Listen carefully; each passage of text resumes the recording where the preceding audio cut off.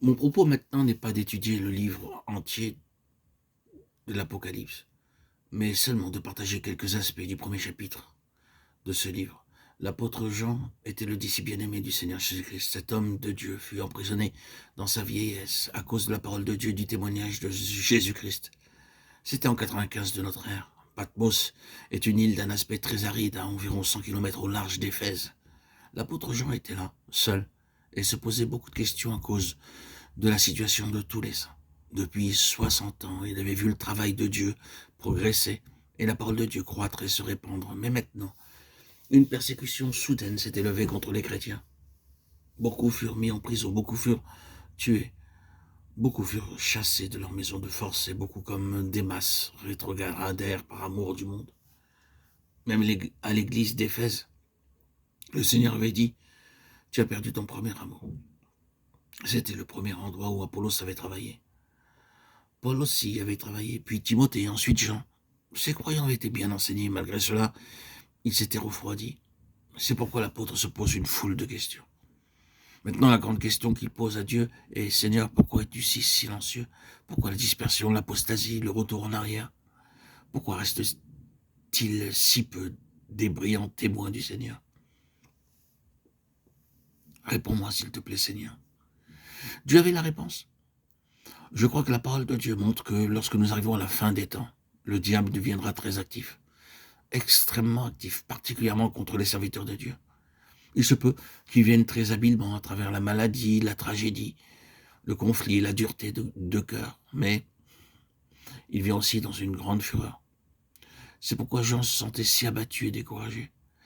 Même après avoir travaillé très dur, prié beaucoup et vu beaucoup de fruits, à la fin des jours, nous serons contraints de voir de nombreux rétrogrades, toutes sortes d'oppositions, de persécutions et beaucoup d'autres choses que nous ne pouvons décrire. Ce livre de l'Apocalypse contient non seulement des faits historiques qui sont sans doute intéressants, mais j'y vois beaucoup plus que cela. Je vois dans ce livre des principes divins révélés pour notre usage afin que nous puissions savoir comment faire face à l'ennemi et le vaincre.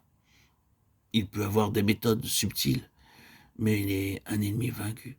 Il peut venir dans une grande colère, mais il ne nous fera pas de mal si nous savons comment compter sur les armes du Seigneur et non pas sur les nôtres. La première des choses que nous voyons, c'est que le Seigneur donne à Jean une vision de lui-même. Vous sentez-vous abattu? Êtes-vous découragé sur le terrain de votre travail? Avez-vous à faire face à des problèmes parmi vos collaborateurs?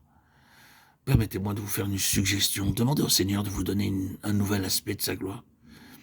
Mais il n'y a pas d'autre méthode. Maintenant, nous voyons le Seigneur apparaître à Jean d'une manière nouvelle. Il l'avait vu s'élever dans la gloire. Il avait posé toutes les questions pendant qu'il était sur la terre. Il le connaissait tellement bien. Mais maintenant, nous découvrons que Jean a une vision du Seigneur qu'il n'avait jamais eue auparavant. C'était le jour du Seigneur et Jean fut saisi par l'Esprit. Le Seigneur Jésus-Christ apparut à Jean par derrière et lui parla. Il y avait là une intention divine. C'était comme s'il disait à son serviteur, « Oh, je connais très bien ta situation, je sais que tu es découragé, je sais que tu as beaucoup de questions à me poser.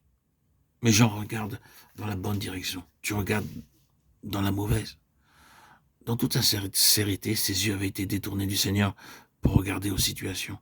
Voyez, lorsque les difficultés croissent, que les problèmes deviennent complexes, les choses étrangement brouillées, nous avons tendance à voir seulement les problèmes. Il arrive par des lettres dans la conversation et partout où nous allons, on ne voit jamais la fin des problèmes. Ils sont complexes aussi, ne perdons pas de temps avec eux. Le Seigneur Jésus dit, tournez-vous, regardez à moi, et non pas vos problèmes. Je les connais. Le Seigneur Jésus connaît nos problèmes. Il sait que nous ne pouvons pas les résoudre. Ainsi, lorsque vous vous sentez abattu et confus au sujet de l'avenir et même de votre travail pour lui, il veut que vous appreniez à vous tourner pour le voir d'une nouvelle façon.